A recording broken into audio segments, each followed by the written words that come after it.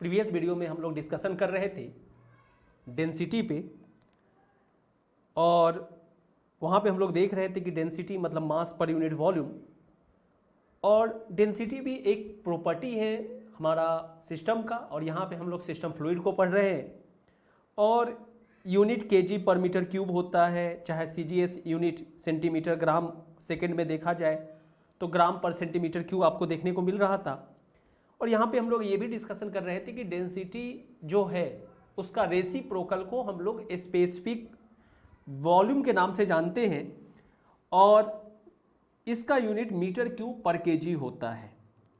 अब यहाँ पे डेंसिटी जो है गैसेस के केस में प्रेशर के जो है प्रोपोर्शनल माना जाता है, और inversely proportional to temperature most of the gases. अब अगर हम बात करें कि सर सॉलिड और लिक्विड के केस में क्या हो सकता था, यानी अब यहां से हम लोग आगे बढ़ रहे हैं। सो लिक्विड एंड सॉलिड में जनरली पता है आपको इनकम्प्रेसिबल होता है। टेक्निकली इनकम्प्रेसिबल का मतलब क्या है कि मान लीजिए कि ये कोई मैटर है, ये कोई बॉडी है, और इस बॉडी का हम लोग 2 पॉइंट कंसीडर किए।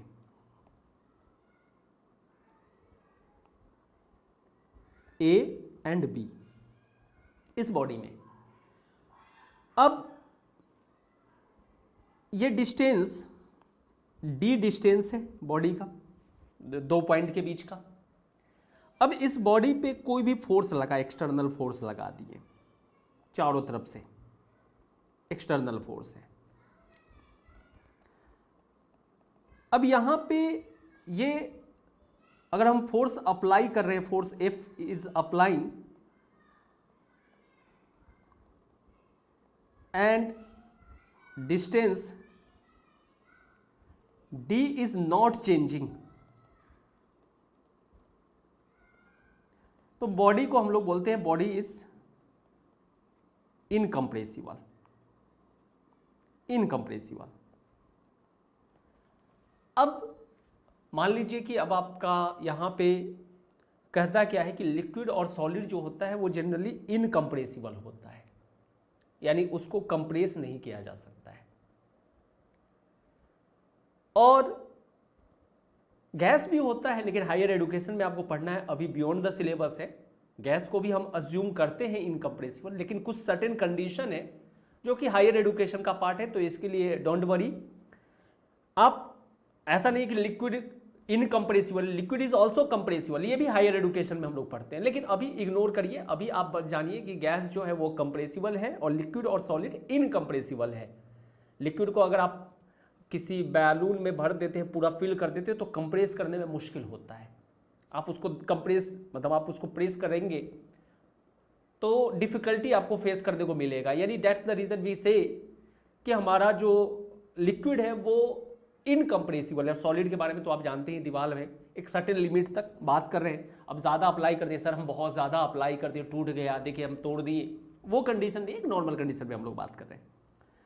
तो इस सिचुएशन में क्या होता है कि हमारा डेंसिटी जो होता है, अगर इनकम्प्रेसिबल वर्ड कहीं भी रहे तो इसका मतलब है कि डेंसिटी मास पर यूनिट वॉल्यूम है, तो वॉल्यूम जो है वो रिमेन्स कांस्टेंट रहेगा, कहीं चेंज नहीं होगा, क्योंकि आप इसको इनकम्प्रेस्ड नहीं कर पा रहे हैं, जो कंप्रेस नहीं कर पा रहे हैं, तो रिमेन्स इनकम्प्रेसिबल हो जाएगा। तो यहाँ पे बोल सकते हैं कि वॉल्यूम जो है रिमेन्स कांस्टेंट रहेगा। कांस्टेंट करने का मतलब है कि वो चेंज नहीं हो रहा है, और मास तो फिक्स ही है।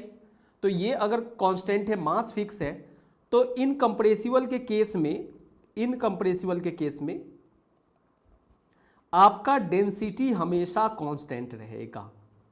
ये बहुत इंपॉर्टेंट पॉइंट है, ये ध्यान रखेंगे।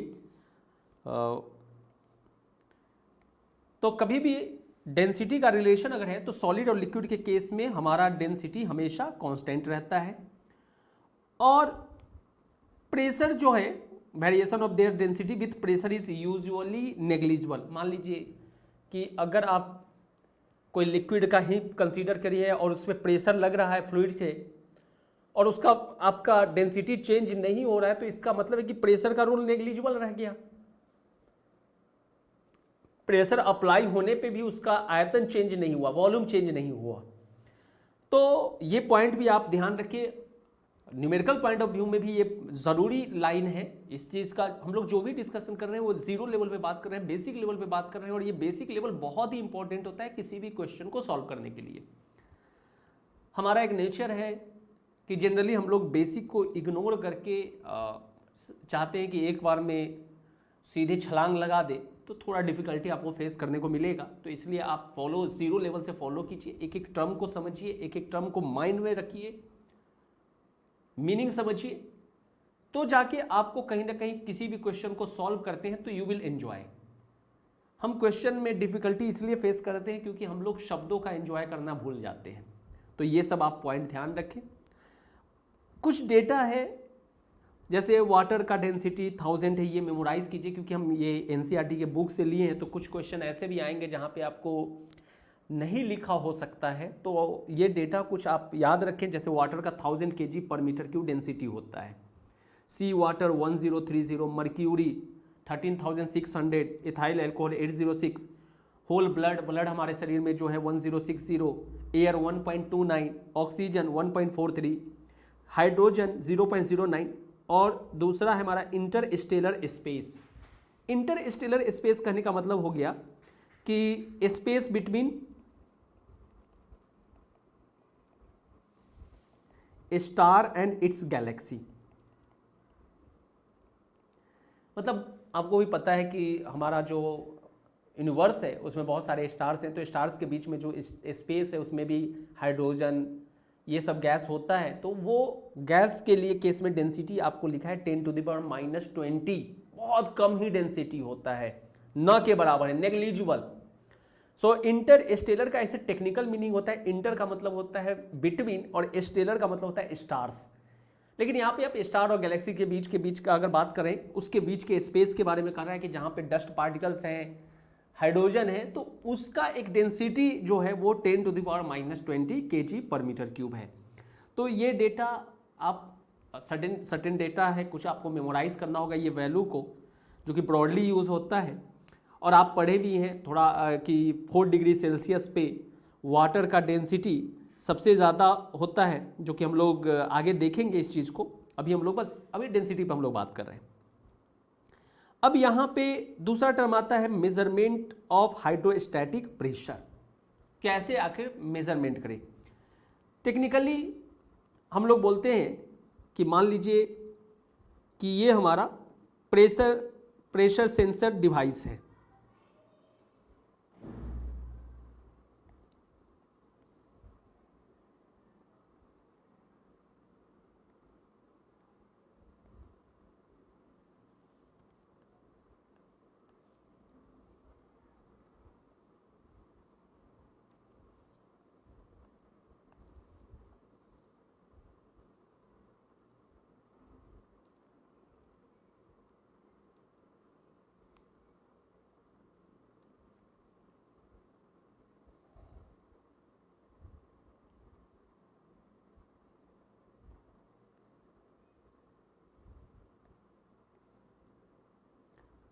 ये हमारा पिस्टन सिलेंडर,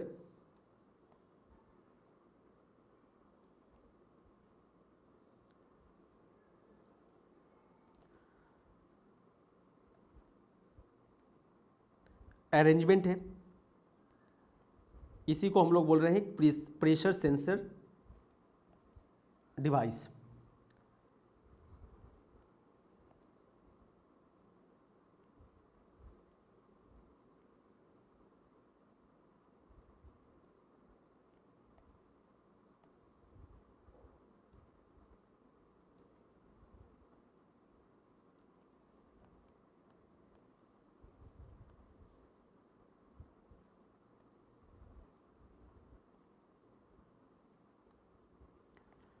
अब यहाँ पे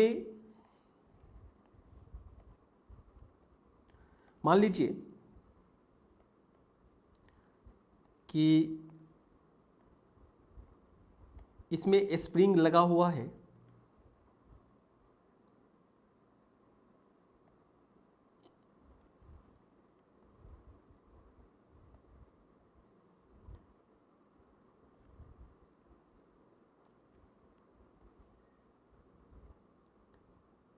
हमारा स्प्रिंग है।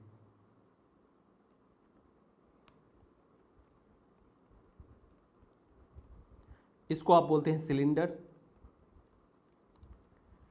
जो चारों तरफ से है, और ये हमारा पिस्टन है। सिलेंडर पिस्टन क्या होता है, जैसे कि ये एक सर्कुलर, आप सिलेंडर के बारे में वर्ड बहुत कॉमन यूज़ करते हैं, तो ये कुछ ऐसा शेप का है।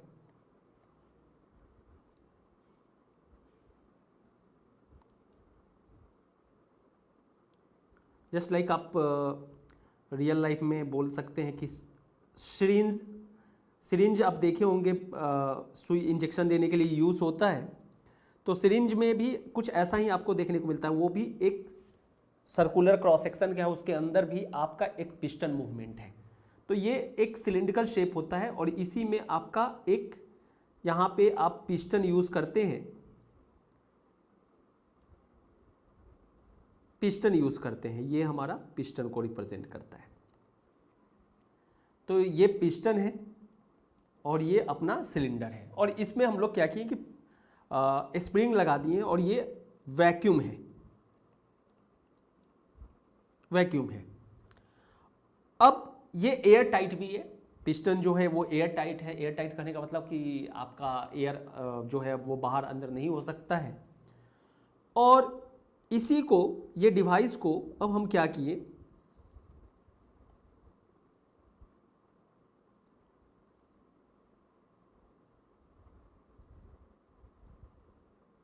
मान लीजिए हम एक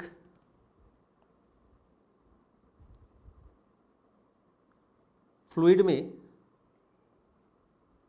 इन करा दिए। अब यहां पे आप बोल सकते थे कि सर फ्लूइड जो है इसके सरफेस पे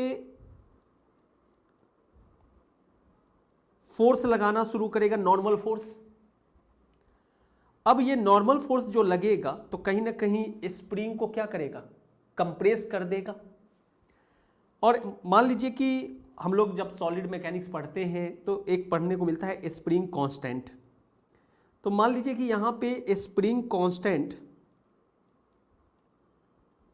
अपना के है स्प्रिंग कांस्टेंट के।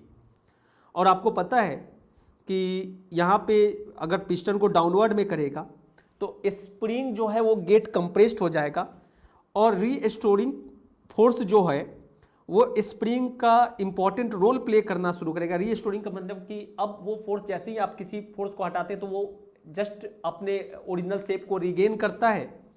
तो यहाँ पे क्या होगा कि स्प्रिंग जो है वो अगर लिक्विड में आप रख दिए, फ्लूइड में, ये फ्लूइड है हमारा, तो फ्लूइड इसके सरफेस पे डाउनवर्ड डायरेक्शन में कंप्रेसिव फोर्स लगाएगा, तो ये आपका कंप्रेस हो जाएगा। और कंप्रेस हो जाएगा तो यहाँ पे स्प्रिंग भी जो है इक्विलिब्रियम कंडीशन में कहता है कि स्प्रिंग का जो फोर्स होता है वो के माइनस के एक्स होता है, कंप्रेसिव फोर्स होता है। तो अब स्प्रिंग भी अब इसके ऊपर पिस्टन पे इक्विलिब्रियम कंडीशन में आप बोल सकते थे कि सर एक फोर्स लगाना शुरू करेगा, स्प्रिंग का फोर्स जो होगा वो के एक्स हो जाएगा, के एक्स। और इक्विलिब्रियम कंडीशन में आप बोल सकते थे कि सर अंडर इक्विलिब्रियम कंडीशन का मतलब है कि नेट फोर्स जीरो हो जाना, किसी बॉडी पे नेट फोर्स जीरो होना। तो ये डाउनवर्ड लग रहा है F, और अपवर्ड फोर्स Fs है, दोनों इक्वल टू जीरो हो गया। अब यहां पे आप बोल सकते थे कि सर F जो है वो Fs के इक्वल हो गया, और इसी को आप लिख सकते थे Kx। सो यहां पे अगर आपसे कोई पूछे कि सर यहां पे प्रेशर क्या होगा, तो एवरेज प्रेशर जो फ्लूइड का है वो फोर्स जो पिस्टन पे लग रहा है बाई A। अब ये स्प्रिंग जितना से डिस्प्लेस हो गया, एक्स का मतलब हो गया कि जैसे ही मान लीजिए कि ये पिस्टन कंप्रेस हो गया तो कहीं ना कहीं आप बोल सकते थे कि सर मान लीजिए कि ये अपना कंप्रेस होके एक्स डिस्टेंस पे चला गया, कंप्रेस होके। तो ये कंप्रेस का जो मतलब है, यानी के एक्स का मतलब होता है कि जो मीन पोजीशन से, एक्स होता क्या है, हम आपको थोड़ा सा स्प्रिंग में हम लोग डिस्कस यहां करें। कि अगर स्प्रिंग, ये स्प्रिंग है,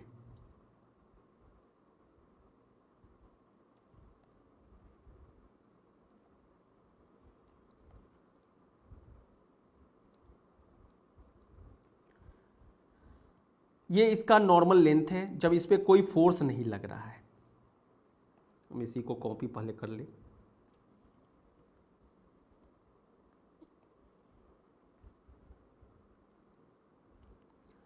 अब ये नॉर्मल कंडीशन है, इसमें स्प्रिंग में कोई फोर्स नहीं लग रहा है।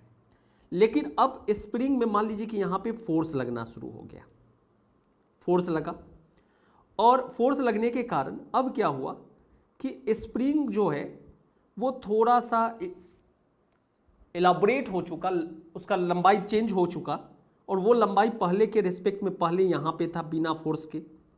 अब इसमें फोर्स लगने पे, एफ फोर्स लगने पे, मान लीजिए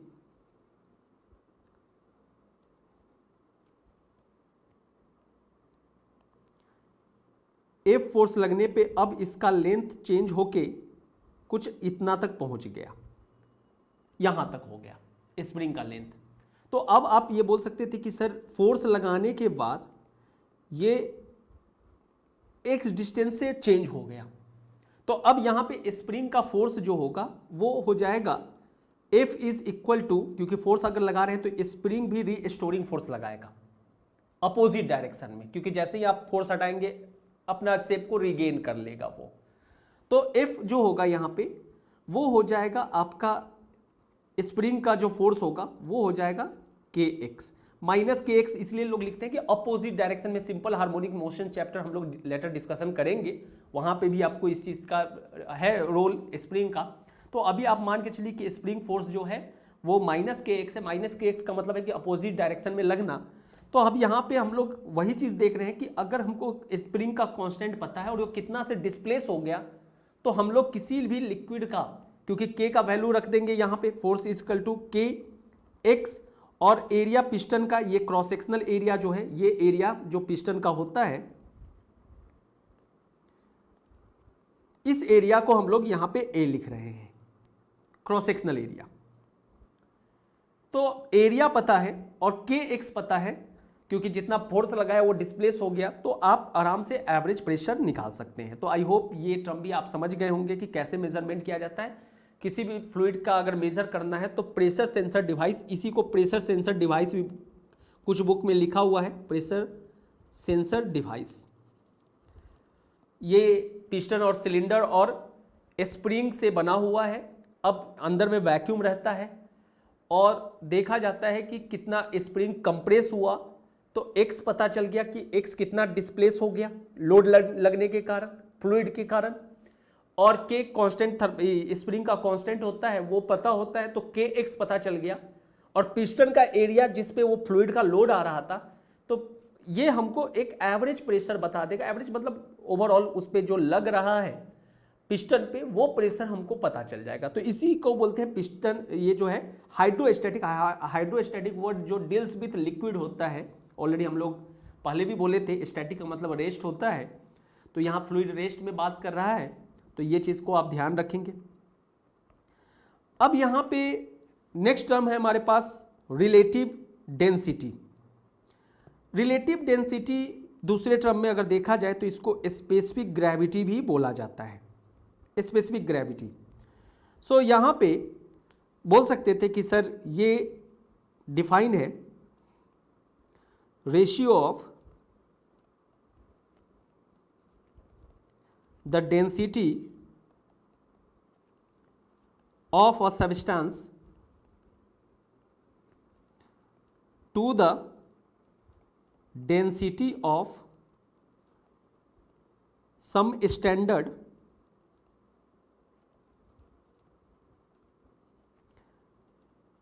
substance at a specified temperature। अब ये कहना क्या चाहता है, इसको स्पेसिफिक ग्रेविटी भी बोलते हैं, SG।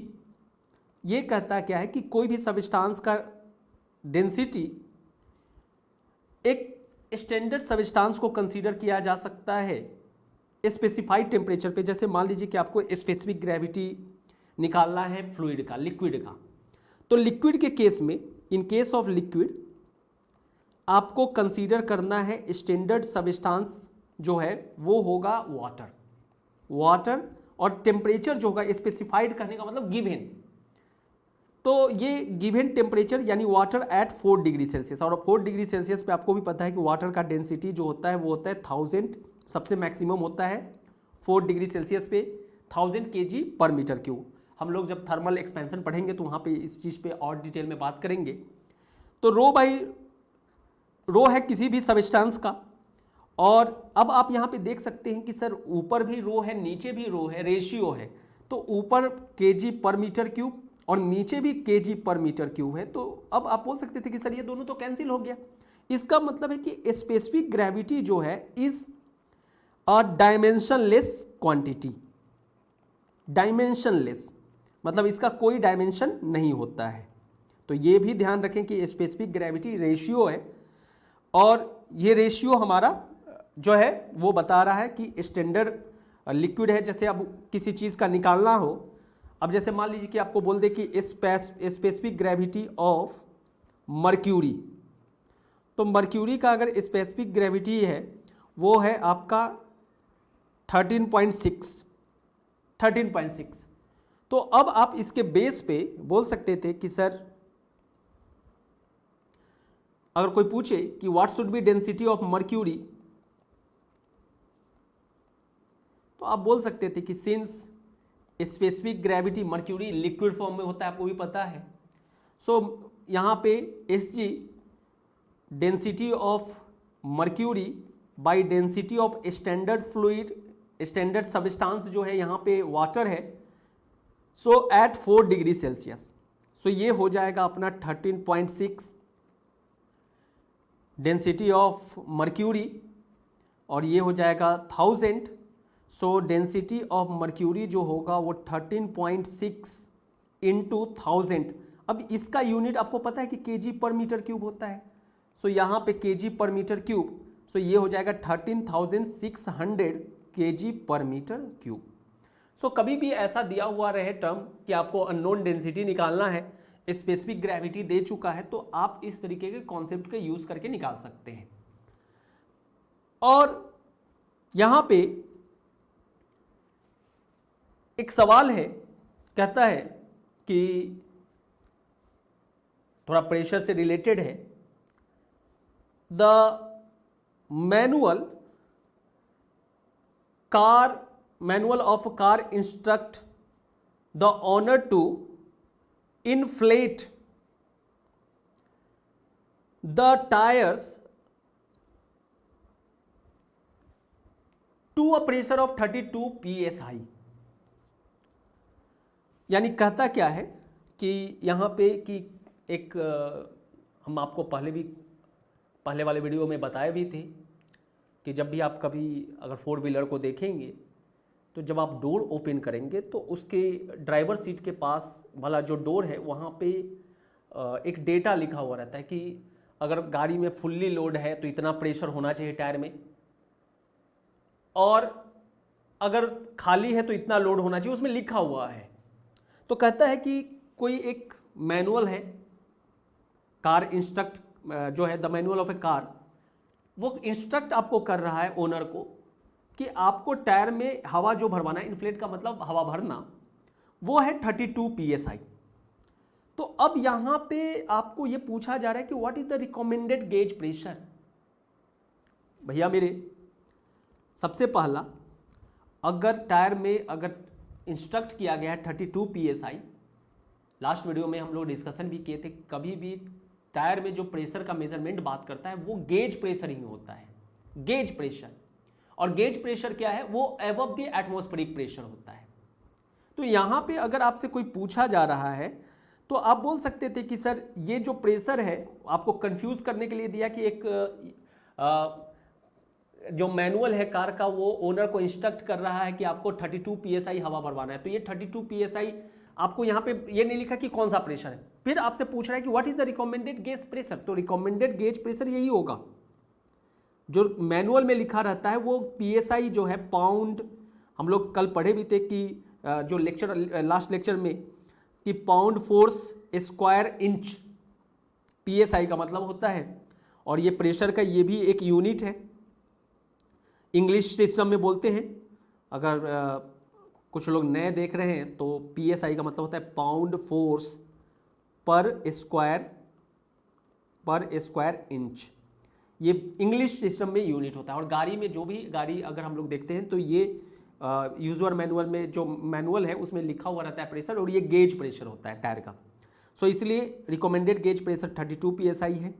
अब एब्सोल्यूट प्रेशर बताना है तो हम लोग ये भी देखें कि आपको जो सब दो रेफरेंस में प्रेशर मेजर करना है, तो बोलते हैं कि ये एब्सोल्यूट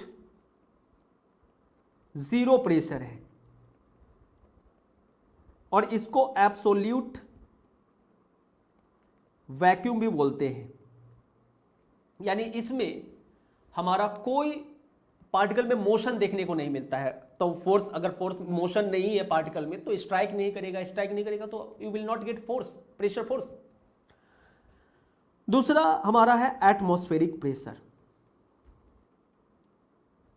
एटमॉस्फेरिक प्रेशर, और हम लोग देखें कि मान लीजिए कि यहां पे प्रेशर जो है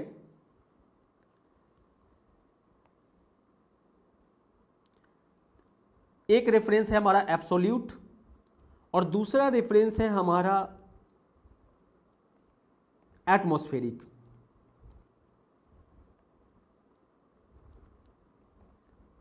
ये प्रेशर ए को मेजर कर रहे हैं। तो यहां पे आप बोल सकते थे कि सर इस एब्सोल्यूट जीरो प्रेशर से अगर ये प्रेशर ए को बोला जाए कि कितना होना चाहिए तो ये बोला जाता है एब्सोल्यूट प्रेशर, एब्सोल्यूट प्रेशर। लेकिन यहां पे हम लोग बोल सकते थे कि सर ये जो हमारा प्रेशर है ये प्रेशर को बोलते हैं एटमॉस्फेरिक प्रेशर, एटमॉस्फेरिक प्रेशर। सो दो रेफरेंस है, या तो एब्सोल्यूट जीरो से आप मेजर कर रहे हैं यानी पहले उसका कोई फोर्स नहीं लग रहा था, उसके रेफरेंस में अगर देखा जाए तो वो एब्सोल्यूट प्रेशर है। लेकिन अगर एटमॉस्फेरिक प्रेशर से एबव द एटमॉस्फेरिक प्रेशर है तो आप इस प्रेशर को बोलते हैं गेज प्रेशर। तो अब इस क्वेश्चन में पूछ रहा है कि एब्सोल्यूट प्रेशर जो है वो क्या होना चाहिए। तो सिंपली आप बोल सकते थे यहां पे कि सर सिंस हमारा जो गेज प्रेशर होता है वो P absolute minus atmospheric pressure होता है। आप यहां पे भी देख सकते हैं कि सर एब्सोल्यूट यहां से स्टार्ट हो रहा है, जो ब्लू कलर का दिख रहा है उसमें से ग्रीन कलर को माइनस कर दीजिएगा तो गेज प्रेशर मिल जाएगा। तो अब गेज प्रेशर ऑलरेडी आपको पता है कि यहां पे 32 जो है वो PSI में दिया हुआ है।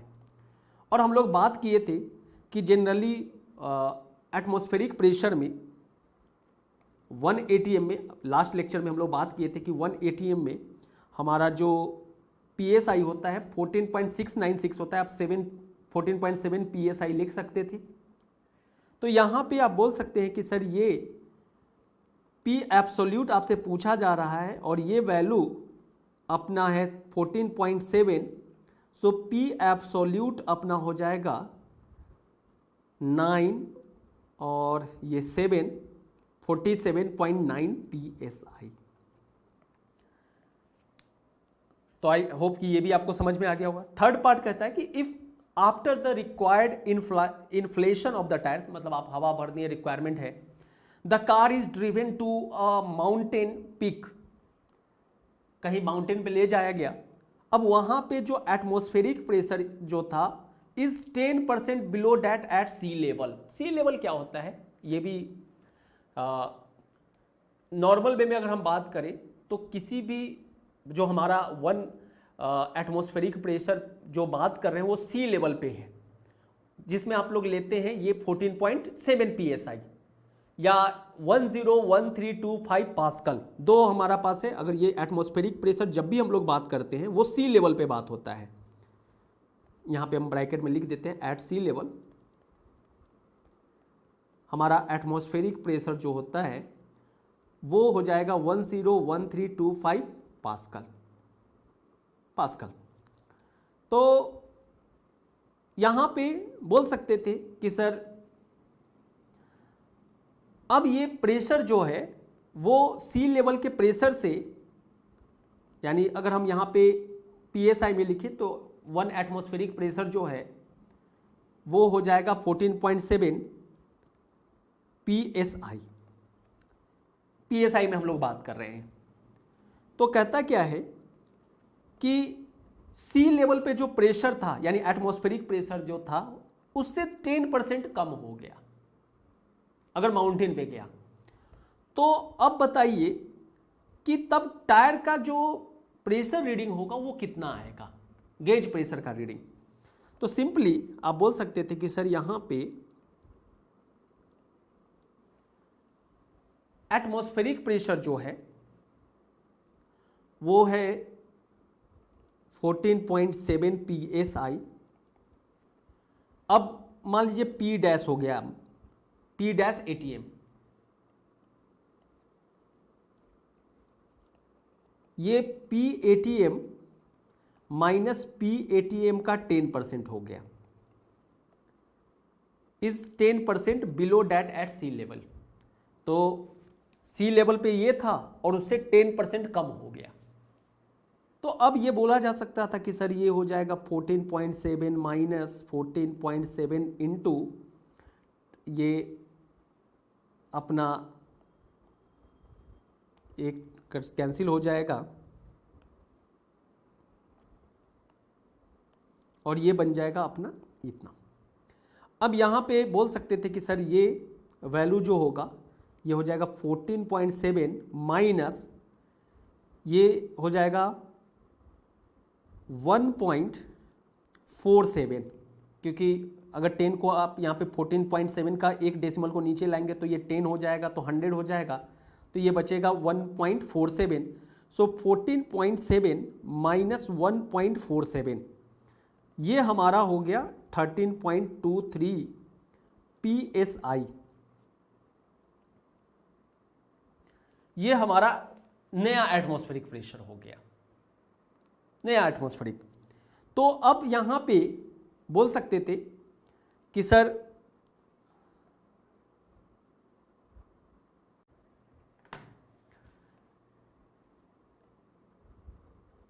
P dash gauge is equal to P absolute minus P dash atmospheric.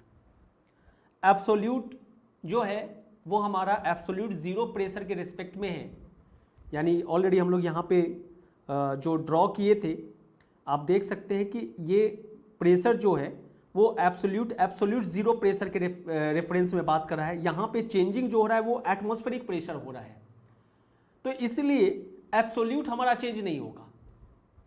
तो आप इसलिए यहाँ पे P डैश गेज लिख रहे हैं, P absolute minus P dash ATM लिख रहे हैं, क्योंकि अब ये अगर चेंज होगा तो ये भी तो चेंज हो जाएगा। एब्सोल्यूट इसलिए नहीं क्योंकि वो एब्सोल्यूट जीरो प्रेशर के रेफरेंस में मेजर किया गया है। सो यहां पे आप बोल सकते थे कि सर एब्सोल्यूट हमारा आया था 47.9 psi और हमारा जो 10% रिड्यूस हो गया था एटमॉस्फेरिक प्रेशर माउंटेन पे जाने पे, तो ये हो जाएगा माइनस 13.23। सो ये वैल्यू अपना आएगा आफ्टर कैलकुलेशन 47.9 माइनस 13.23। सो आप बोल सकते थे कि सर ये हो जाएगा 10 7, ये 8 में से ये गया 6, उसके बाद यहाँ पे ये बन जाएगा 7 माइनस 3 4 और 4 माइनस 1 3, सो 34.67 psi। सो यहाँ पे आप बोल सकते हैं कि after the required inflation of the tyre the car is driven to a mountain peak where the atmospheric pressure is 10% below that at sea level, what will be the tyre gauge read. उस समय जो हमारा reading होगा वो 34.67 psi हो जाएगा।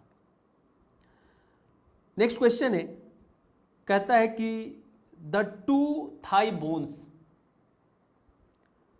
each of cross sectional area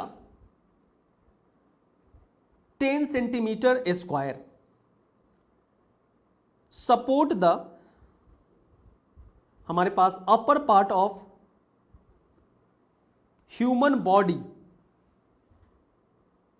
और जैसा कि आप यहां पे पढ़ रहे हैं कि हमारे पास द 2 थाई बोन्स है और क्रॉस सेक्शनल एरिया ईच का यानी 2 है, तो बोल सकते हैं कि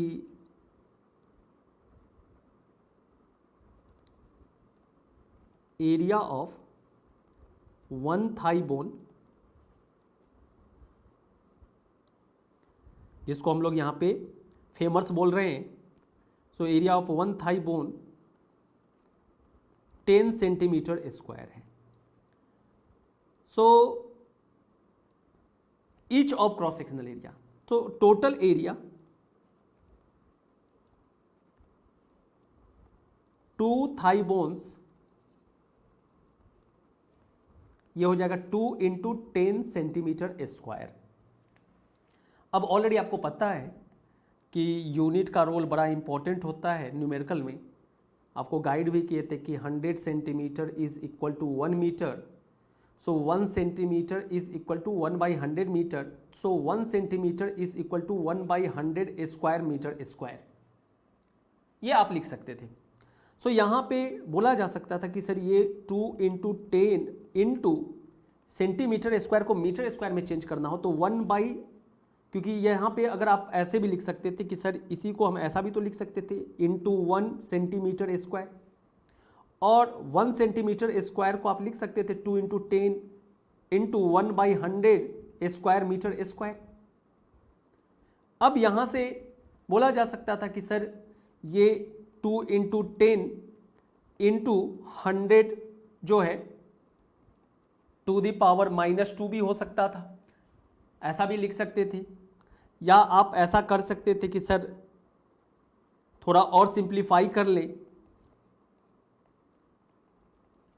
सो ये 1000 नीचे बचा, सो आप लिख सकते थे 2 into 10 to the power -3 metre square.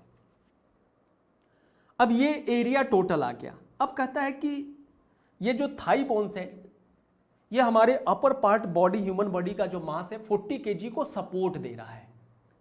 सो यहाँ पे अगर हम वेट भी हमारा फोर्स ही माना जाता है, और फोर्स है क्योंकि ये फोर्स जो थाई जो है ये मास जो है हमारा 40 kg, उसको ये थाई बोन सपोर्ट दे रहा है यानी परपेंडिकुलर लोड लग रहा है, सो ये mg बोल सकते थे, और मास 40 है और g का वैल्यू हम लोग 10 लेते हैं। सो यहाँ पे हम लोगों से पूछा जा रहा है कि अच्छा बताइए कि आप estimate the average pressure sustain by the famers, ये 2 थाई बोन कितना प्रेशर को सस्टेन कर पाएगा। तो यहाँ पे आप बोल सकते थे कि सर ये वेट जो है अपना हो जाएगा 400 न्यूटन, क्योंकि वेट फोर्स का यूनिट न्यूटन होता है, ये केजी में था और ये मीटर पर सेकेंड स्क्वायर में। सो समटाइम आपको कंफ्यूज करने के लिए kg metre per second square भी लिख दी, that is force. So 400 newton, तो आप एवरेज प्रेशर यहाँ पे बोल सकते थे कि सर वेट हमेशा परपेंडिकुलर डाउनवर्ड डायरेक्शन में ड्यू टू एक्सीलरेशन, ग्रेविटी जो है वो डाउनवर्ड डायरेक्शन में लग रहा है, और ये थाई जो है उस वेट को सपोर्ट दे रहा है, तो वेट पर यूनिट एरिया। अब टोटल एरिया यहाँ पे हम लोग का है, वेट तो 400 न्यूटन हो गया, और टोटल एरिया जो है that is 2 into 10 to the power -3। आप इसी को लिख सकते थे कि सर ये मीटर स्क्वायर है, सो 4 इंटू 100 इंटू, अगर ये ऊपर चला जाए तो ये 10 टू द पावर 3 बन जाएगा, और ये 2, सो यहाँ पे बोल सकते थे कि सर 2 इंटू ये 100 है, 2 टाइम्स 0 और यहाँ 3 0 है, यानी 2 into 10 to the power 5 pascal. So इतना एवरेज प्रेशर चाहिए फेमर्स को सस्टेन करने के लिए। फेमर्स मतलब दोनों हमारा जो थाई बोन्स है उसी को बोल रहे हैं। तो आई होप कि ये भी सॉल्यूशन आपको समझ में आ गया होगा। दूसरा क्वेश्चन कहता है a 50 kg girl wearing high heel shoes balances on a single heel, the heel is circular with a diameter 1 centimeter, what is the pressure exerted by the heel on the horizontal floor? कहता है कि एक 50 kg girl है और वो heal shoes पहनी हुई है और बैलेंसेस ऑन सिंगल हील। तो सबसे पहला माय डियर स्टूडेंट्स, यहां पे आप बोल सकते थे कि मास जो है that is mass of a girl is 50 kg। इसको हम लोग m से डिनोट कर रहे हैं, 50 kg।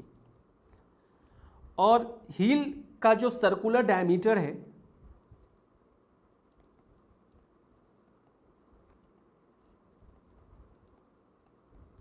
मान लीजिए d, वो अपना दिया हुआ है 1 सेंटीमीटर। सो इन मीटर हम लोग बोल सकते थे कि सर इन मीटर में ये हो जाएगा 1/100 मीटर, सो 0.01 मीटर। अब यहाँ पे आप बोल सकते थे कि सर रेडियस अगर देखी तो यहाँ से आप लिख सकते थे कि sir radius of the heal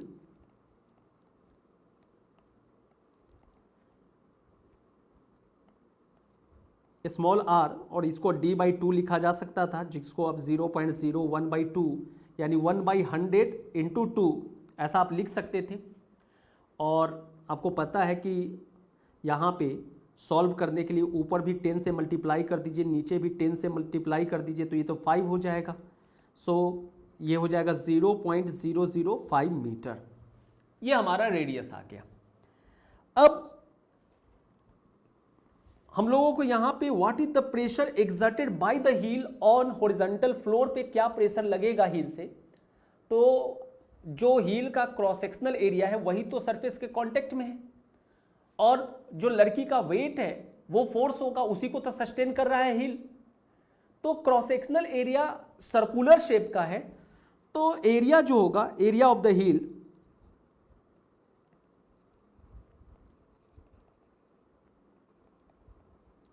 वो हो जाएगा अपना πr²। अब यहां पे डिपेंड करता है कि पाई आप क्या लेते हैं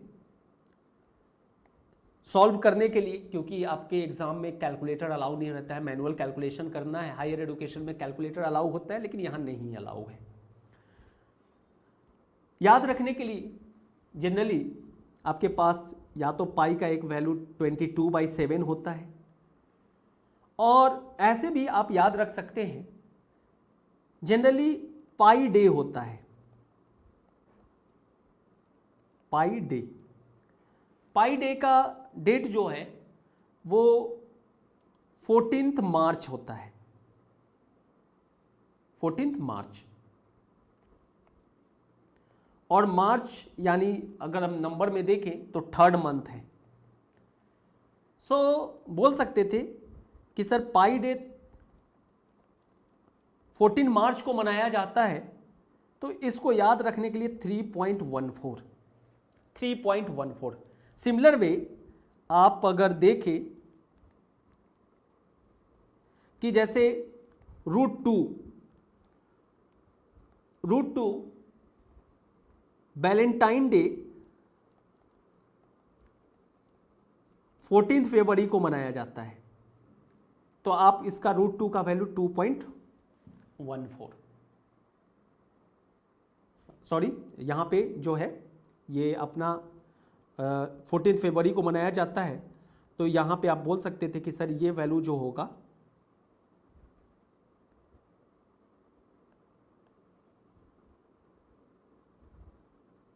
याद रखने के लिए 2 का मतलब हो गया कि √2 के लिए और 14th के लिए तो 1.41, ये आप याद रख सकते हैं। तो ये वैल्यू होता है, आपको ध्यान रखना है। तो अब यहाँ पे आपको कैलकुलेशन करना है, तो आप जो इजी आपको लगे आप यहाँ पे ले सकते थे। तो 22/7 इंटू 0. तो यहाँ पे आप इसको लिख सकते थे 5 स्क्वायर इंटू 1/1000 स्क्वायर। अब इसको आपको कैलकुलेट करना है, सो आप थोड़ा मैनुअल कैलकुलेशन कीजिए। हम डायरेक्टली यहाँ पे वैल्यू लिख रहे हैं। ये वैल्यू आ जाएगा अपने को 7.857 इंटू 10⁻⁻² मीटर स्क्वायर। कैलकुलेशन कीजिए, मैच कराइए। एरिया पता चल गया तो आप बोल सकते थे कि sir force exerted by the heel on the floor जो होगा वो हो जाएगा, फोर्स जो होगा वो लड़की का वेट ऑफ गर्ल, और वो माना जाएगा mg। सो आप बोल सकते थे कि गर्ल का वेट जो है वो 50 kg है और g 10 है, तो 500 न्यूटन। और तब आप बोल सकते थे कि सर प्रेशर जो है वो exerted बाय द हील हो जाएगा ऑन द फ्लोर, फोर्स पर यूनिट एरिया। सो यहां पे फोर्स है 500 न्यूटन और ये वैल्यू है अपना 7.857 इंटू 10⁻⁻²। आप इसी को लिख सकते थे 500 इंटू 10⁻²। थोड़ा और अगर आपको सिंप्लीफाई करने का मन है तो आप इसी को लिख सकते थे 7857 इंटू 10⁻³ सो ये 500 इंटू 10 स्क्वायर इंटू 10⁻³ बाई 7857 हो जाएगा 7। अब इसी को आपको डिवाइड करना है तो ये वैल्यू लगभग 6.24 इंटू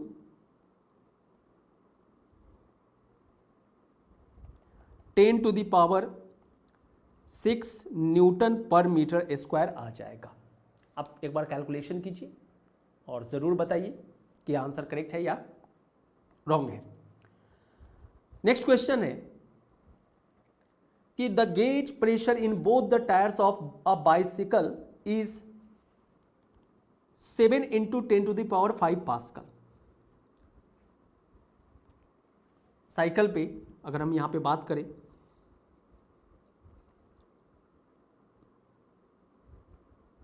मान लीजिए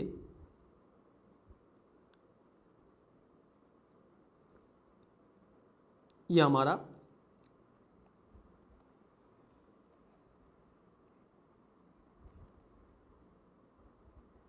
रिप्रेजेंट कर रहा है कि सर ये साइकिल है।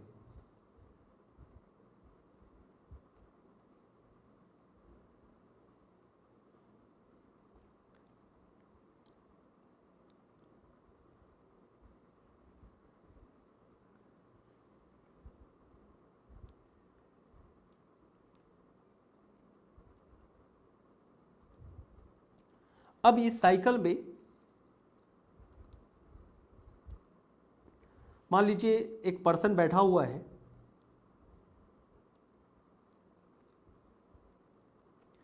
इस पर्सन का मास 100 kg है, 100 kg है, और टायर में जो गेज प्रेशर मेजर किया गया वो हमारा है 7 इंटू 10⁵ पास्कल, दोनों का प्रेशर। तब पूछ रहा है कि find the area of contact of each tyre with ground.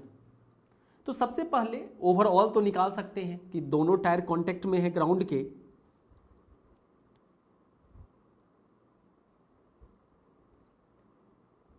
यहां पे हमारा ये ग्राउंड है और इस कांटेक्ट में दोनों टायर है। तो दोनों टायर का जो अगर हम नेट फोर्स पता करना चाहें या नेट एरिया पता करना चाहें, क्योंकि यहाँ पे फोर्स तो ऑलरेडी पता चल जाएगा, क्योंकि बोल सकते थे कि फोर्स जो है वो वेट ऑफ द पर्सन हो जाएगा और वो हमारा हो जाएगा 100 इंटू 10 और ये बन जाएगा 1000 न्यूटन। और आप यहाँ पे बोल सकते थे कि सर प्रेशर जो है वो दिया हुआ अपने को है 7 इंटू 10⁵, तो ये बन जाएगा फोर्स पर unit area is equal to 7 into 10⁵, और आप इसको बोल सकते थे कि सर ये हो जाएगा 1000 न्यूटन बाई टोटल एरिया। ये टोटल एरिया है, दोनों टायर जो कांटेक्ट में है वो दोनों एरिया को लेके चल रहे हैं, और 7 इंटू 10⁵। सो यहां पे आप बोल सकते थे कि सर टोटल एरिया जो होगा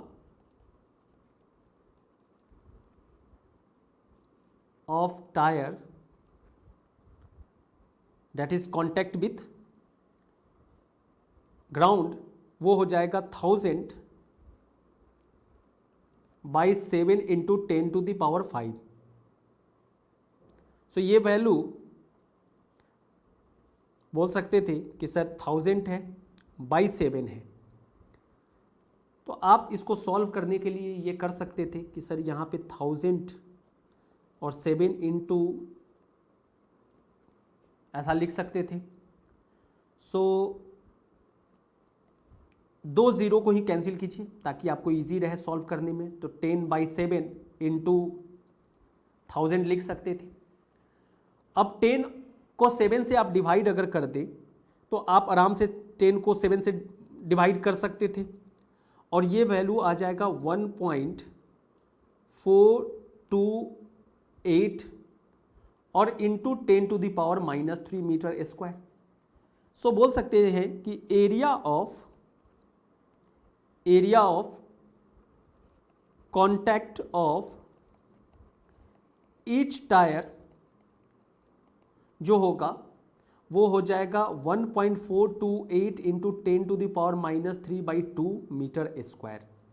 सो ये वैल्यू 1.4228/2 है, ये वैल्यू आ जाएगा 0.714 इंटू 10⁻³ मीटर स्क्वायर। तो आई होप ये भी क्वेश्चन आपको समझ में आ गया होगा। नेक्स्ट बात करने वाले हैं हम लोग पास्कल्स लॉ। पास्कल्स लॉ कहता क्या है कि French scientist Blaise Pascal observe किए कि pressure at point in a fluid जो है at rest is the same in all direction. मान लीजिए कि ये हमारा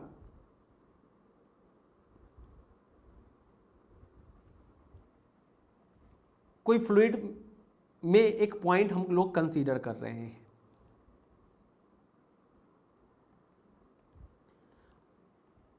पास्कल का जो ऑब्जर्वेशन था वो कह रहे हैं कि इस पॉइंट पे किसी भी डायरेक्शन से प्रेशर जो लग रहा है, किसी भी डायरेक्शन से,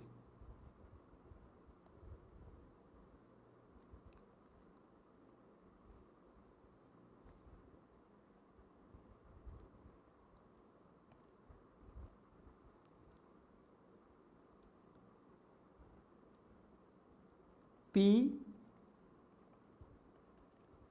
सेम मैग्नीट्यूड का है, सेम वैल्यू का है, और इसी को बोला गया है पास्कल्स लॉ। और सबसे इंपॉर्टेंट ये है कि इस लॉ से हमारे पास एक ऑब्जर्वेशन ये भी मिल रहा है, हमेशा आपको ध्यान रखना है कि अगर यहां पे pressure at any point in a fluid जो है वो सभी डायरेक्शन में सेम है, तो आप बोल सकते थे कि ये इंडिपेंडेंट ऑफ डायरेक्शन है। इंडिपेंडेंट ऑफ डायरेक्शन, सभी डायरेक्शन में सेम ही वैल्यू है। अगर कहीं भी ये टर्म लिखा हुआ मिले कि it is same in all direction, इसका मतलब है कि इंडिपेंडेंट ऑफ डायरेक्शन हो गया, डायरेक्शन से कोई लेना देना ही नहीं है। यानी सभी डायरेक्शन में आपको सेम ही वैल्यू मिल रहा है, मतलब इसका डायरेक्शन का कोई मतलब ही नहीं रहा। तो अगर ये लाइन लिखा है तो आप बोल सकते हैं कि यहां पे कि independent of direction, independent of direction, अगर सेम इन ऑल डायरेक्शन है तो प्रेशर के पास केवल मैग्नीट्यूड बचा, डायरेक्शन से तो कोई मतलब रहा नहीं। तो इसलिए आप ये भी टेक्निकली बोल सकते हैं कि यहाँ पे जैसे हम लोग लास्ट वीडियोस में बताया कि प्रेशर जो है नॉर्मल फोर्स पर यूनिट एरिया है, और नॉर्मल फोर्स जो है वो फोर्स का कंपोनेंट है, और फोर्स का कंपोनेंट है वो स्केलर क्वांटिटी है, और एरिया भी हमारा स्केलर है। तो कहीं ना कहीं वो हमको जाके दे रहा है अपने को एक स्केलर क्वांटिटी। अब यहां पे भी आप बोल सकते थे कि प्रेशर जो है वो इंडिपेंडेंट इन ऑल डायरेक्शन है, तो प्रेशर जो है अब हैज अ मैग्नीट्यूड ओनली, क्योंकि डायरेक्शन से कोई लेना देना है नहीं। So pressure is a scalar quantity, scalar quantity. तो आई होप कि ये पॉइंट को भी आप समझ गए।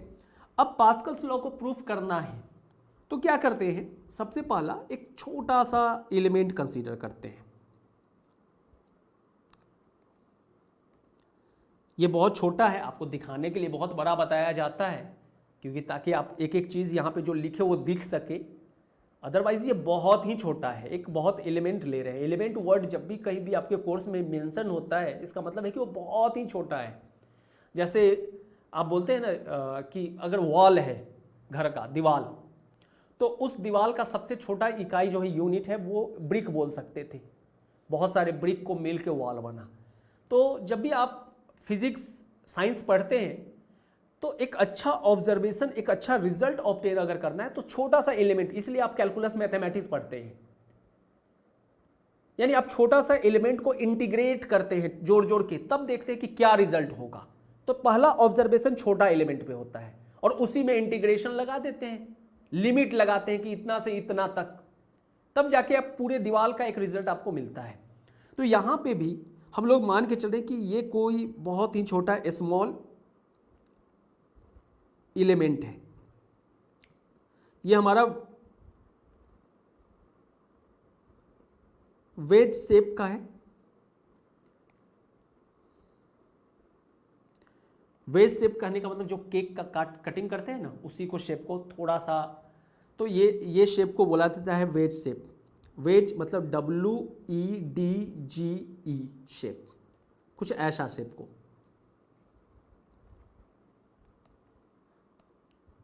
कुछ ऐसा शेप को। तो यहाँ पे हम लोग एक छोटा सा फ्लूइड एलिमेंट ही कंसीडर कर रहे हैं, लेकिन उसका शेप वेज शेप है।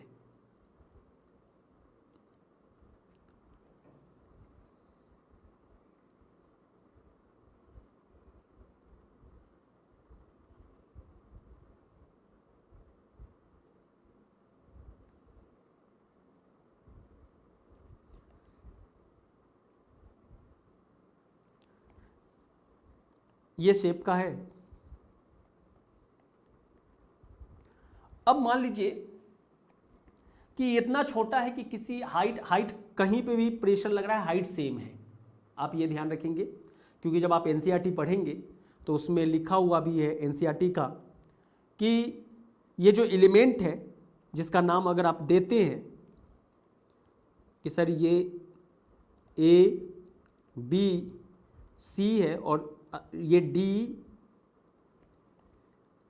DE और F है, तो यहाँ पे ये जो एलिमेंट है ABCDEF ये एक राइट एंगल प्रिज्म भी बना रहा है, जिसको आप वेज शेप बोल रहे हैं, राइट एंगल्ड प्रिज्म।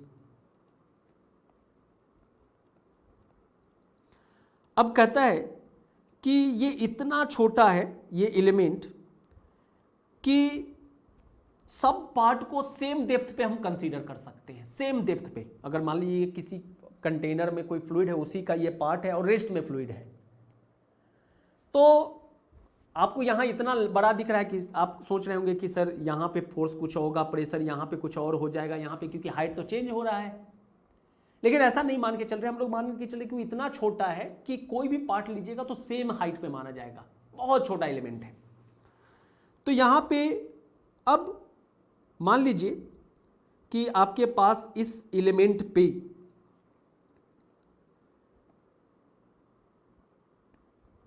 जो फोर्स लग रहा है, एक अपना मान लीजिए कि यहाँ पे बोल दिए कि ये F1 है,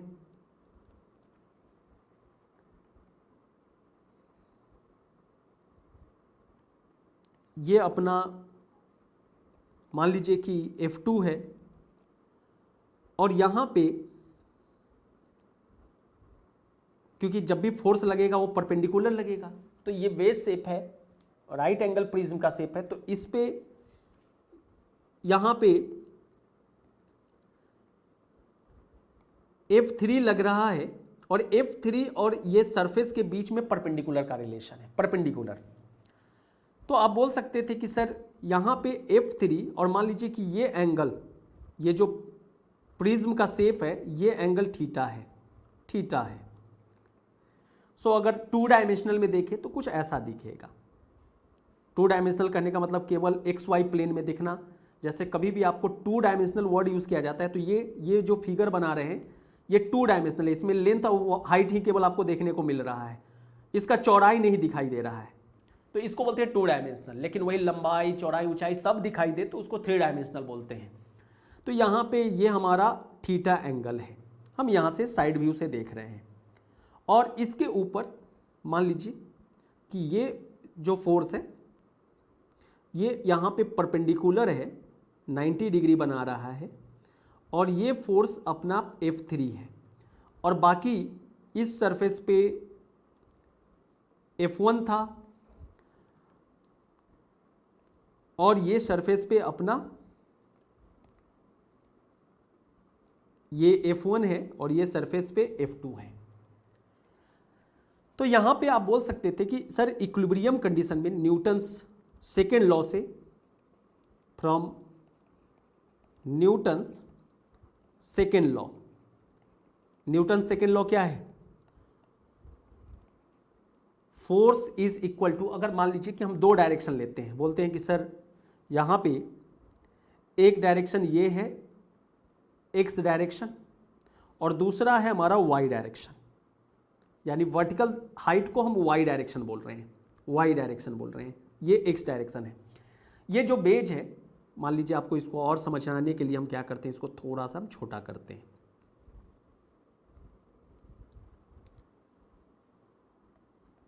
जैसे हम यहाँ पे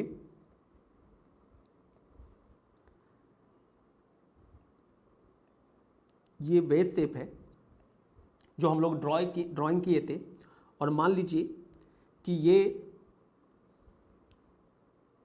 किसी कंटेनर में है, और अब इस कंटेनर का दो डायरेक्शन है, एक तो है अपना एक्स डायरेक्शन, एक्स मतलब ऊपर से हम मान के चल रहे हैं कि यहाँ पे कि सर ये डायरेक्शन अपना वर्टिकल डायरेक्शन को वाई मान लिए हैं, और हॉरिजॉन्टल डायरेक्शन को यहाँ पे हम लोग एक्स मान के चल रहे हैं, एक्स मान के चल रहे हैं। अपने कन्वीनियंट के लिए डायरेक्शन दिखाना ज़रूरी होता है। तो लेकिन यहाँ पे ये जो एलिमेंट है ये फ्लूइड एट रेस्ट है, फ्लूइड एट रेस्ट है। तो अब आपसे कोई पूछे कि न्यूटन सेकेंड लॉ में अगर एक्स डायरेक्शन में आप लेते हैं एक्स डायरेक्शन, तो आप बोल सकते थे कि sir sigma F x, sigma का मतलब होता है ये टोटल समेशन को बताता है, टोटल समेशन, नेट फोर्स कितना लग रहा है। और अगर आप एक्स लिख दिए तो अब इस फिगर में एक्स डायरेक्शन में यहाँ पे अगर देखा जाए तो इस एलिमेंट पे दो फोर्स लगेंगे, एक हो जाएगा जो इंक्लाइंड पे जो लग रहा है उसका हॉरिजॉन्टल कंपोनेंट, और जब भी कभी फोर्स इंक्लाइंड पे लगे, एक चीज़ आप मैकेनिक्स में पढ़ते हैं कि जब भी कभी फोर्स इंक्लाइंड पे लगता है तो उसका दो कंपोनेंट होता है, दो कंपोनेंट होता है।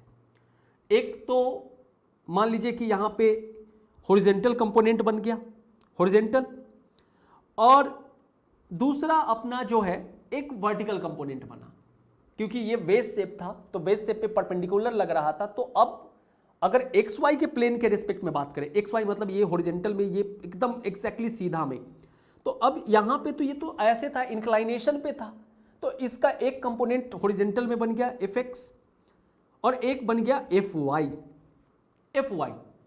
अब यहाँ पे नेट फोर्स समेशन अगर लिख दे और ऐसे एरो देके, हम ऐसे एरो दे दे और लिख दे कि positive sign is equal to 0, तो कभी भी ऐसा लिखा हुआ मिले कि सिग्मा एफ एक्स का मतलब हो गया कि एक्स डायरेक्शन में जितना फोर्स लग रहा है उसका समेशन 0 ले रहे हैं, क्योंकि यहां पे फोर्स फ्लूइड रेस्ट में है, इसलिए यहां पे आप बोल सकते थे कि 0 क्यों लिखे, तो क्योंकि फ्लूइड रेस्ट में है, स्टैटिक पढ़ रहे हैं, स्टैटिक में मास इंटू एक्सेलरेशन होता है, यहां पे कोई एक्सेलरेशन ही नहीं है, मोशन ही नहीं है, तो 0 हो गया। तो नेट फोर्स 0 है, और इसका मतलब होता है पॉजिटिव साइन का मतलब है कि एरो जिस डायरेक्शन में, फोर्स का डायरेक्शन अगर ऐसे होगा, इस तरफ के डायरेक्शन में होगा, तो इसका साइन हम पॉजिटिव लेंगे, और अगर ऐसे डायरेक्शन है तो साइन निगेटिव लेंगे। तो अब अगर आप देखें इसमें, तो आप बोल सकते थे कि सर यहां पे अपने पास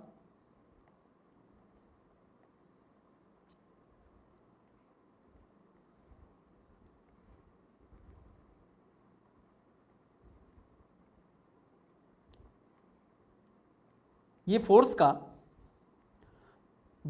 जो दिख रहा था कंपोनेंट, अब हम कंपोनेंट लिख रहे हैं, ये एफ एक्स कंपोनेंट है, ये हमारा F1 है। अब अगर आप देखें तो F1 का डायरेक्शन जो मान के चल रहे थे, F1 का डायरेक्शन, ये साइन एरो का डायरेक्शन ऐसे था, तो पॉजिटिव साइन मानना है, तो आप बोल सकते थे कि सर F1 और ये minus F X is equal to 0 लिख सकते थे। अब आपसे कोई पूछे कि सर F1 क्या होना चाहिए, F1 क्या होना चाहिए और Fx क्या होना चाहिए, तो यहां पे आप बोल सकते थे कि सर Fx जो है चाहे F1 जो है ये प्रेशर फोर्स है, और प्रेशर का फॉर्मूला जो होता है, मान लीजिए प्रेशर इज फोर्स पर यूनिट एरिया, तो फोर्स क्या हो जाएगा, प्रेशर इनटू एरिया, क्योंकि सरफेस में नॉर्मल फोर्स जब भी फ्लूइड लगाएगा तो आप उसको बोलते हैं प्रेशर फोर्स, तो ये प्रेशर इनटू एरिया हो जाएगा। और कौन सा एरिया, जिस एरिया पे वो लग रहा है। तो अगर आप 3 डायमेंशनल फिगर को देखें, तो अगर हम आपसे पूछे कि F1 क्या होना चाहिए, तो आप बोल सकते थे प्रेशर इनटू एरिया, तो मान लीजिए प्रेशर यहाँ पे P1 है, P1 अज्यूम करके चल रहे हैं, अभी हम लोग प्रूफ करेंगे, तो P1 है, और एरिया ये डेप्थ जो है, मान लीजिए ये डेप्थ जो है, हम इस डेप्थ को 1 मान लेते हैं 1, और ये हाइट को मान लेते हैं डेल्टा वाई, क्योंकि वाई डायरेक्शन मान रहे थे, तो डेल्टा वाई छोटा सा हाइट है, और ये हाइट को मानते हैं डेल्टा एक्स, और थिकनेस जो है, थिकनेस को मान लेते हैं 1 यूनिटी, क्योंकि हम 2 डायमेंशनल पढ़ रहे हैं। तो आप बोल सकते थे कि सर यहाँ पे P1 को लिखा जा सकता था प्रेशर इनटू एरिया, और एरिया हो जाता डेल्टा वाई इंटू 1। अगर हाइट डेल्टा वाई है और चौड़ाई जो है 1 है, तो एरिया क्या हो जाएगा, डेल्टा वाई इंटू 1 हो जाएगा। सो ये हो जाएगा P1 डेल्टा वाई। वैसे ही अगर हम पूछे F2 बेटा क्या हो सकता था, तो F2 P2 delta x into, क्योंकि थिकनेस तो वही है, लेकिन यहां पे लेंथ जो है वो डेल्टा एक्स है, तो delta x into Y, so ये हो जाएगा P2 डेल्टा एक्स। लेकिन F3 के लिए, F3 में 2 कंपोनेंट आ गया, एक आ गया Fx और एक आ गया Fy। अब थोड़ा सा आपको ज्योमेट्री यूज करना पड़ेगा। याद कीजिए 9th में आप पढ़े हैं कि 2 पैरेलल लाइन को अगर कोई लाइन कट करता है तो ऑल्टरनेटिव एंगल सेम होता है। तो अब यहां पे देख रहे हैं कि सर ये थीटा है, तो इसका मतलब है कि ये थीटा होगा, और ऑलरेडी आपको पता है कि ये F3 पूरा 90 डिग्री बना रहा है, तो यहां पे आप बोल सकते थे कि सर ये एंगल जो होगा, ये एंगल 90 डिग्री माइनस थीटा हो सकता था, 90 डिग्री माइनस थीटा, आप समझ सकते हैं। और मैकेनिक्स में आप पढ़े हैं कि सर अगर ये Fx, मान लीजिए ये हमारा Fx है, ये एंगल जो बना रहा है, अब ऑलरेडी पता चल गया कि ये एंगल 90 डिग्री माइनस थीटा हो सकता है। क्यों? क्योंकि ऑलरेडी आपको पता है कि ये पूरा एंगल कितना का है, 90 डिग्री का, ये एंगल 90 डिग्री है, 90 डिग्री है, और ये एंगल कितना का है, ये एंगल थीटा है, तो ये एंगल जो बनेगा ये हमारा 90 डिग्री माइनस थीटा का बनेगा। तो आप बोल सकते थे कि सर यहाँ पे एफ एक्स को लिख सकते थे, ये हमेशा ये ध्यान ट्रिक रखिए कि मान लीजिए ये आपके पास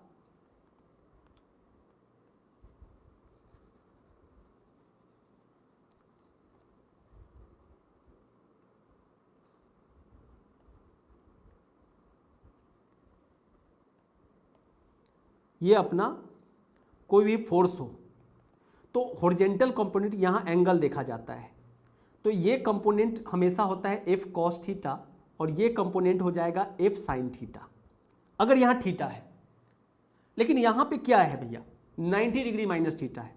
तो कोई पूछे कि what should be F x, what should be F x, क्या होना चाहिए, तो आप बोल सकते थे कि सर ये F3, यहाँ F है, यहाँ F3 है, F3 cos 90 degree minus theta, और 90 डिग्री माइनस थीटा को मैथ में आप लोग पढ़े हैं कि साइन थीटा लिखते हैं, साइन थीटा लिखते हैं। वैसे ही अब यहां पे तो बोल सकते थे कि सर F1 जो है, F1 minus since F1 minus F X is 0 और F1 का वैल्यू था P1 यहां पे हम लिखे हैं F1 का value P1 delta y minus F x आ गया हमारे पास F3 sine theta is equal to 0, और F3 भी प्रेशर फोर्स है, तो F3 को लिखा जा सकता था P3 और एरिया क्या हो सकता था, अब आप खुद यहां से डायग्राम से बता सकते थे कि सर ये मान लीजिए ये लेंथ L है, ये लेंथ L है, AB AC जो है AC is equal to DF is equal to L, तो आप बोल सकते थे कि सर यहां पे प्रेशर P3 हो जाएगा, P3 और इंटू एरिया में L इंटू 1 लिख सकते थे। सो यहां पे आप बोल सकते थे कि सर P3 ये हो जाएगा अपना थिकनेस जो है ये L into 1 sine theta is equal to 0। So यहां से आप बोल सकते थे कि सर ये बन जाएगा अपना P1 delta Y is equal to P3L sine theta, ऐसा हम लोग लिख सकते थे। अब आते हैं कि सर Fy क्या होना चाहिए, Fy क्या होना चाहिए, तो Fy भी बोल सकते थे कि सर Fy यहां पे हम यहीं पे लिख दे रहे, Fy को लिखा जा सकता था F3, इस फॉर्मूला से F साइन थीटा होता तो यहां F3 है, तो ये F3 साइन और यहां एंगल थीटा है, तो ये थीटा यहां पे 90 डिग्री माइनस थीटा है, तो ये 90 डिग्री माइनस थीटा, तो ये बन जाएगा F3 कॉस थीटा। लेकिन आप ये भी मान के चलिए कि ये बेस शेप जो है, इस बेस शेप का तो वेट भी होगा, मान लीजिए वेट भी हम कंसीडर कर लिए, और वेट को आप mg लिख सकते थे, और वेट हमेशा डाउनवर्ड डायरेक्शन में लगता है, हमेशा ये याद रखिएगा, वेट हमेशा डाउनवर्ड, वर्टिकली डाउनवर्ड डायरेक्शन। इसलिए जो भी हम लोग क्वेश्चन पढ़ रहे थे प्रेशर का, वेट को जब भी सपोर्ट दे रहा था तो g लिख रहे थे। तो अब यहां पे बोल सकते थे कि सर एक रिलेशन हमारे पास ये आ गया, इक्वेशन 1, और नाउ सिग्मा Fy किसको मान रहे हैं, वर्टिकल डायरेक्शन में, तो वर्टिकल डायरेक्शन में अब नेट फोर्स क्या है, एक तो F2 अपवर्ड डायरेक्शन लग रहा है, तो मान लीजिए कि अब यहां पे आप ऐसे भी लिख सकते थे कि सर हम अपवर्ड डायरेक्शन के साइन को पॉजिटिव मानेंगे, जो भी फोर्स अपवर्ड डायरेक्शन में होगा उसका साइन पॉजिटिव मानेंगे, और मास इनटू एक्सेलरेशन, यहां एक्सेलरेशन 0 है क्योंकि रेस्ट में हम फ्लूइड मान के चल रहे हैं। सो आप यहां पे बोल सकते थे कि सर ये बन जाएगा अपना यहां से कि F2 ऊपर में लग रहा है, पॉजिटिव साइन, उसके बाद आप बोल सकते थे कि सर Fy जो है वो नीचे लग रहा है डाउनवर्ड डायरेक्शन में, माइनस Fy। वेट हमेशा कहां लगेगा, डाउनवर्ड डायरेक्शन में, वेट बेटा कहां लगेगा, डाउनवर्ड डायरेक्शन में, और वेट का रिलेशन क्या होगा, mass into acceleration due to gravity, mg। So ये हो जाएगा mg इज इक्वल टू 0, और इसी को आप बोल सकते थे कि सर ये बन जाएगा अपना F2 के जगह पे आप P2 F2 के जगह पे आप लिख सकते थे P2 delta x, P2 delta x. अब minus F y, F y को क्या लिखा जा सकता था, F3 cos थीटा, और F3 को क्या लिख सकते थे, F3 को लिख सकते थे P3 इंटू एरिया। तो P3 एरिया यहां पे क्या हो जाएगा अपना L इंटू 1, सो P3 L और cos theta minus mass mg। तो भैया मेरे मास का क्या रिलेशन होता, आपको भी पता है, अभी हम लोग डेंसिटी पे बात कर रहे थे, तो डेंसिटी इक्वल टू मास पर unit volume. So mass into mass जो होगा वो रो इंटू वॉल्यूम लिख सकते थे। वॉल्यूम किसका, जो शेप है, जो शेप कंसीडर किए हैं उसका वॉल्यूम। अब ये शेप कैसा शेप है, तो यहां पे पहले हम लोग लिख लेते हैं mg इज इक्वल टू 0। आपको हम सॉल्व करके बताते हैं कि since m is rho into volume, ये वॉल्यूम को रिप्रेजेंट करता है। अब अगर हम यहां पे वॉल्यूम को रिप्रेजेंट करें, वॉल्यूम ऑफ एलिमेंट, तो वॉल्यूम को आप क्या लिख सकते थे कि सर वॉल्यूम जो है वो ट्रायंगुलर शेप का है। सो यहां पे अपना वॉल्यूम जब भी लिखा जाएगा तो आप ट्रायंगुलर शेप है, वेज शेप है, तो यहां से निकाल सकते हैं कि सर ये हो जाएगा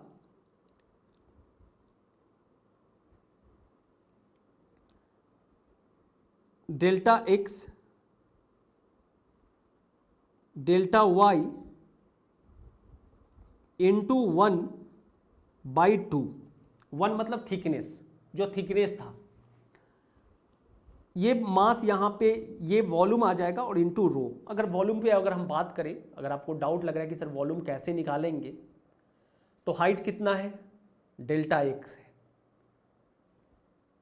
सॉरी डेल्टा वाई है, विड्थ कितना है, ये हमारा यहाँ पे बोल सकते थे कि सर ये लेंथ, इस फिगर में ये लेंथ अपना डेल्टा एक्स है,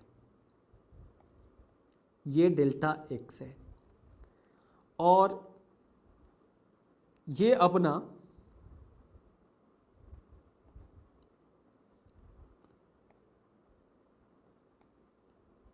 एक्सट्रीमली सॉरी, ये डेल्टा वाई है और ये अपना डेल्टा एक्स है, और ये जो है जिसको हम लोग यूनिटी माने थे, ये अपना डेल्टा जेड है, मतलब Z direction, X Y Z coordinate बोलते हैं ना, तो जेड डायरेक्शन। तो ये ट्रायंगुलर शेप का है। तो ट्रायंगुलर शेप में अगर आपको वॉल्यूम निकालना होता है वेज शेप का, तो डेल्टा एक्स वॉल्यूम का यूनिट क्या होता है, मीटर क्यूब। तो यहां पे डेल्टा एक्स, डेल्टा वाई और डेल्टा जेड, ये तीनों का हाफ, मल्टीप्लिकेशन का हाफ होता है हमारा वेज का वॉल्यूम। तो यहां पे आप बोल सकते थे कि सर डेल जेड को 1 मान रहे हैं, तो delta x delta Y into 1/2 into rho. आप एक बार ट्राई करेंगे वॉल्यूम निकालने का, अगर डाउट लगे तो आप कमेंट कर सकते हैं, हम लोग इसको डिस्कशन करेंगे। तो यहां पे आप बोल सकते हैं कि सर ये बन जाएगा अपना P2 delta x minus P3 L cos theta minus half rho, m के जगह पे रिप्लेस कर रहे हैं, delta x delta Y into जी।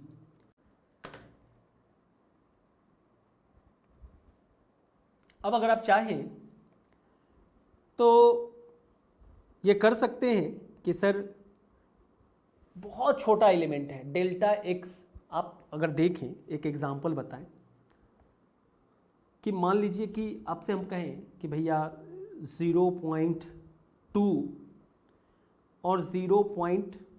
मान लीजिए 1 का मल्टीप्लाई कीजिए, दोनों छोटा है, 0.2 है, डेसिमल में है, तो आप बोल सकते थे कि सर 2/10 इंटू 1/10, ये 2/100 आ जाता, यानी 0.02 हो गया। क्या ऑब्जर्वेशन देखने को मिल रहा है? अगर दो छोटा एलिमेंट को मल्टीप्लाई कर रहे हैं तो ये बहुत छोटा होते चला जा रहा है। इसलिए जब आप एनसीईआरटी पढ़ते हैं तो वहाँ पे ये टर्म आपको देखने को नहीं मिलता है, क्योंकि वहाँ पे लिख दिया कि आप वेट को इग्नोर कर दीजिए, ग्रेविटी फोर्स का इग्नोर कर दीजिए, क्योंकि बहुत छोटा एलिमेंट है। तो आप चाह सकते हैं तो इसको इग्नोर कर दीजिए, यहाँ भी इग्नोर कर सकते हैं। तो ये चीज़ भी आप ध्यान रखिए। मान लीजिए किसी बुक में ऐसा लिखा हुआ है तो आप लिखा के लिख सकते हैं कि since delta x delta Y बहुत छोटा एलिमेंट है तो ये इग्नोर हो सकता था। तो यहाँ से आपके पास जो रिलेशन आ गया वो आ गया P2 delta X is equal to P3 L cos theta. ये मान लीजिए इक्वेशन नंबर 2। तो रिलेशन आया, आप दोनों को एक साथ लिखते हैं। एक था रिलेशन हमारे पास P1 delta Y is equal to P3 L sine theta, और दूसरा रिलेशन था P2 delta X P3 L cos theta. हमारे पास जो ट्रायंगल था, ट्रायंगुलर शेप था, कुछ ऐसा था कि सर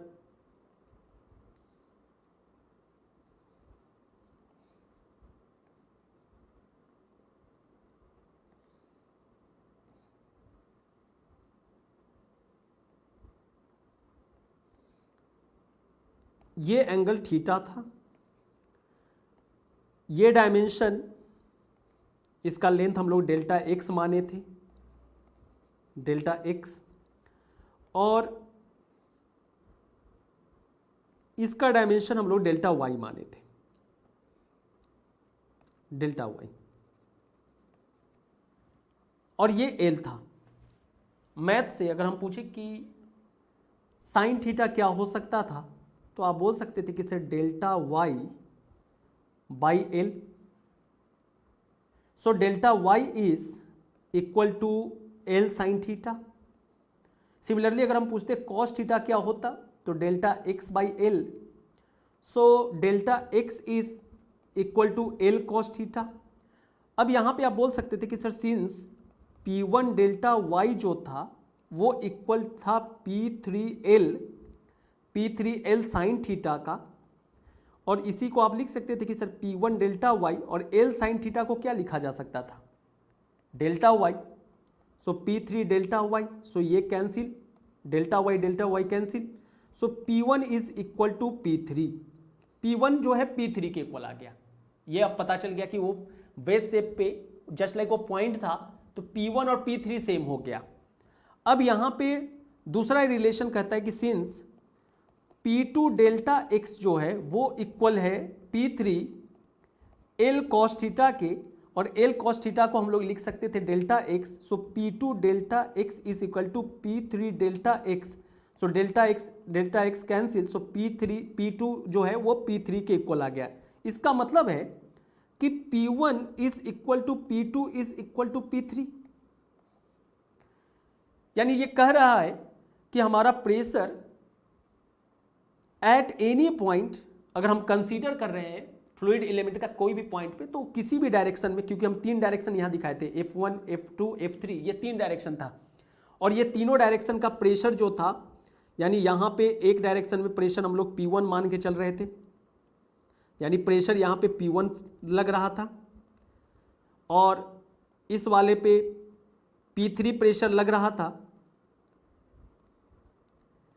इस पे P3 लग रहा था, और एक पे हमारा P2 लग रहा था, प्रेशर P2।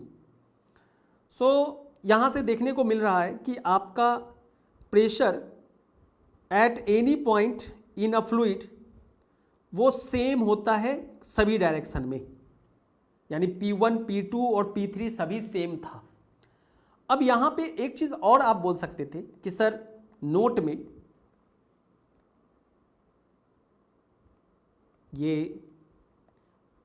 में मान लीजिए कि हम एक जो वेज शेप था, मान लीजिए ये कंटेनर है, और इस कंटेनर में अब जो हम फ्लूइड एलिमेंट्स कंसीडर कर रहे हैं वो वेज शेप का नहीं है, हॉरिजॉन्टल सिलिंड्रिकल बार है, ये इस तरीका का है। सिलेंडर के शेप का है, एलिमेंटल है, सिलेंडर है। अब मान लीजिए बहुत छोटा एलिमेंट है, तो अब आप इसमें बोल सकते थे कि सर अगर ये यहाँ पे अगर ये फ्लूइड रेस्ट में है तो इस किसी लोकेशन पे यहाँ पे भी प्रेशर और यहाँ पे भी प्रेशर सेम होगा दोनों एंड पे, बोल सकते थे। इसलिए हॉरिजॉन्टल फोर्स यहाँ पे एक्सर्टेड जो होगा of its two ends must be balanced, और यहाँ पे बोल सकते हैं कि प्रेशर जो होगा वो शुड बी इक्वल। सो ये हमारा हॉरिजॉन्टल बार है। बार कहने का मतलब एक सर्कुलर क्रॉस सेक्शन का सिलेंडर का रॉड है और वो हॉरिजॉन्टली रखा हुआ है फ्लूइड में, उसी को आप फ्लूइड एलिमेंट कंसीडर कर रहे हैं। तो इस सिचुएशन में दोनों एंड पे प्रेशर, क्योंकि pressure at any point is same in all direction, तो यहाँ पे हॉरिजॉन्टल दोनों फोर्स बैलेंस कर देगा, तो इसका मतलब कि दोनों प्रेशर सेम ही आ जाएगा। और लेकिन अगर कहीं पे भी डिफरेंस अगर दिख रहा है तो इसका मतलब फ्लूइड मोशन शुरू हो जाएगा। फ्लूइड मोशन शुरू होने का मेन कॉज क्या है? Pressure difference. तो इसलिए अब यहां पे आप बोल सकते थे कि इक्विलिब्रियम कंडीशन में ये हॉरिजॉन्टल जो प्लेन है वो कहीं पे भी किसी भी लोकेशन पे आपका प्रेशर सेम ही माना जाएगा, लेकिन अगर डिफरेंस अगर आ रहा है तो फ्लो में माना जाएगा। तो इसलिए अगर फ्लो एब्सेंस में है, कोई फ्लो एब्सेंस है, नहीं कोई मोशन है, तो आप उस सेम लाइन पे हॉरिजॉन्टल प्लेन पे, हॉरिजॉन्टल प्लेन कहने का मतलब कि उस जैसे मान लीजिए पानी भरा हुआ है तो एक आप डेप्थ फिक्स कर दीजिए उस प्लेन पे, कहीं पे भी प्रेशर अगर लिया जाए, जैसे मान लीजिए कि ये हमारा एक सिलेंड्रिकल वेसल है और इसी में मान लीजिए कि ये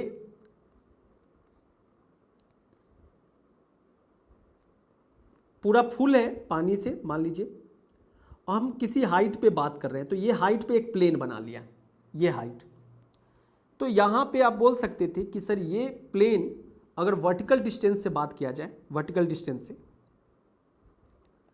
यहाँ से, तो ये प्लेन पे कहीं पे भी प्रेशर हमारा जो रहेगा वो सेम ही रहेगा,